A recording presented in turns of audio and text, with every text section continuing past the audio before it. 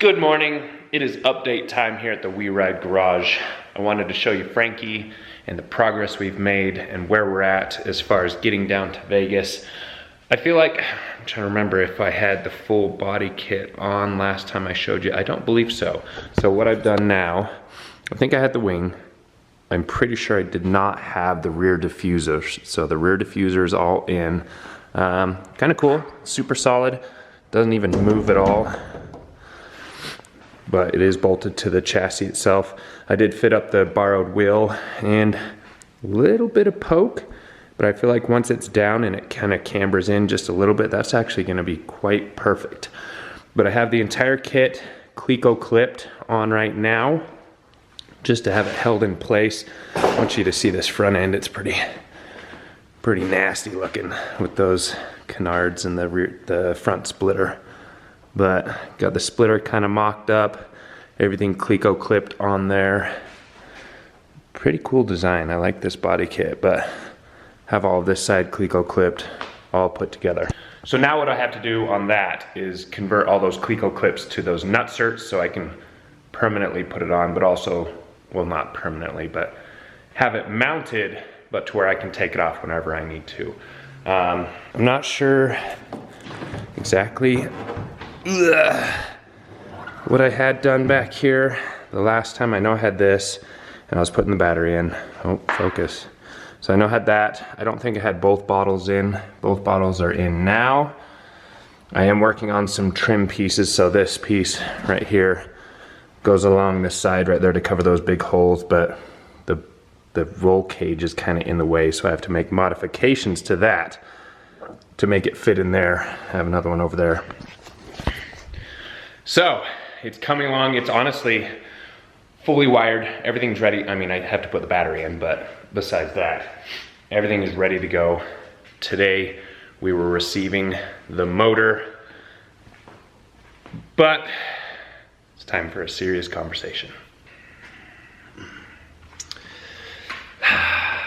So today's Thursday. I was supposed to receive the motor today. Here's where we're at. Induction Performance is where we're getting our pistons and rings from. The rings that came with the pistons, which are 30 over, kind of uncommon compared to like 20 over or 40 over, but we've done it before, or at least David at 2JZ Motorsports has done it before. Our machine shop was putting it together, measured the rings, found out the rings were the wrong size. So we had them overnight a new set that was the correct part number and everything. Open the box, wrong size rings. Called Induction Performance. They opened up a few boxes on their shelf, all of them incorrect ring size in the box, so it was a manufacturer issue. So definitely not the machine shop's fault. It was the manufacturing side of things, Induction Performance, not their issue. The company they're dealing with, not sure if I want to drop the name right now. They were working with my machine shop to try to get them the right ring size. So they sent them another ring set and it fit, but how tight it is, my Lance over at the machine shop said he's not quite comfortable with how tight it is. It's running 4 thousandths. He likes to run around 6 to 7 thousandths as far as the gapping goes. To run a little bit looser with a high horsepower motor, we're gonna be beating on it. We want a little bit more tolerance there. So he didn't want to hold any type of liability if we wanted him to finish the motor with those rings. That doesn't make me comfortable. I don't like that. I don't want there to be any risk. And he said, he's like, they could be perfect, but it's not as loose as I would like them to be. So we decided to scrap that idea and not push to have Frankie done, because I want to do it right. I don't want to rush it or cut corners and have issues, especially with how far I've come, with how much attention and how much money I put into Frankie. I don't want this to be the end of Frankie. So Frankie is not going to make it to Vegas this year. I feel defeated. I do. I've spent the last two and a half weeks staying up every night, working on him and prepping him to be ready. And I was ready. I was ready for the motor. We were gonna put it in. We were gonna fabricate all the piping. That's all we needed. That's all that was left. Fabricate the piping, get the exhaust and the intercooler piping in there, fill it full of fluids, start it, tune it, do the break-in. And that was it. I mean, that would have got us to Vegas. So, good thing my backup plan is the Viper. So Nemo is ready to go. He's bone stock. He fires right up. He's gonna be fun on the track. It's a car that's already set up to run on the track. So not a total loss since we still have the Viper. So we're gonna take the Viper down and run the Viper instead of Frankie. This just gives me time for next year for his actual debut to really button things up and make it perfect. So I was gonna have mismatched intercooler piping, things that weren't powder coated on the inside. I wasn't gonna have my sound system that's completely unnecessary. I wasn't gonna have a lot of things, but it was gonna run, right? I don't have my wheels, I have borrowed wheels.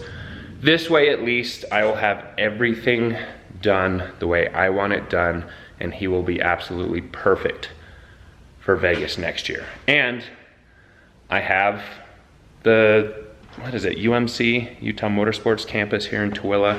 I'm gonna run him a lot, as much as I can at that raceway, just to get some time behind the wheel with Frankie, get used to that power, you know, driving around. So by this time next year, I will be very well versed in how he drives.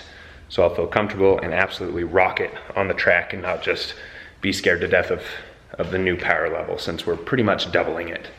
Oh, I wanted to show you this cute little shark fin. So I had to buy a little carbon fiber shark fin right there. There's a little hole in the roof for the rear window squirter. Well, since that's not there anymore, I wanted to cover the hole. There was an antenna. I was gonna put a little nubby antenna, but I found a little plug I had that works for now. I don't know if I wanna stick a little stubby there. Maybe, we'll see. But there's Frankie. Let me shut this. Yeah. Frankie is looking absolutely incredible. Everything's ready to go. I mean, I know it's a mess in there. I really just have to put the seats back in, and the floor. I don't think I've shown you guys the floor. That's what the floor is gonna be. Just this cool little kick pad. I'm sure it'll get scratched up since it's nice and shiny, but I just have to repowder coat it and then it's done. There's the other one. But everything's done and ready. Everything's wired up. I think the front end of this thing is absolutely menacing. Look at that. So the body kit, as far as functionality, I don't know how functional. I don't know if they put it in a wind tunnel or anything, but I'm gonna make sure to secure this as solid as possible. The way that they have it set up, it kind of bolts in the stock locations up top. It connects to the fenders on the side, but it's kind of just wobbly right on the bottom because the bottom doesn't really connect to anything. It just kind of flaps in the wind. So I'm building brackets to secure that to where it is solid. Super solid. So I don't want it to flap in the wind. I don't want it to catch anything and just kind of flip down and rip everything off. It's going to be very solid. But with a heavy heart, Frankie will not make it. So let's make the best of it with the Viper. It's still going to be a great event. We're still going to see lots of Supras and hopefully have a little fun at night with the little midnight rollers.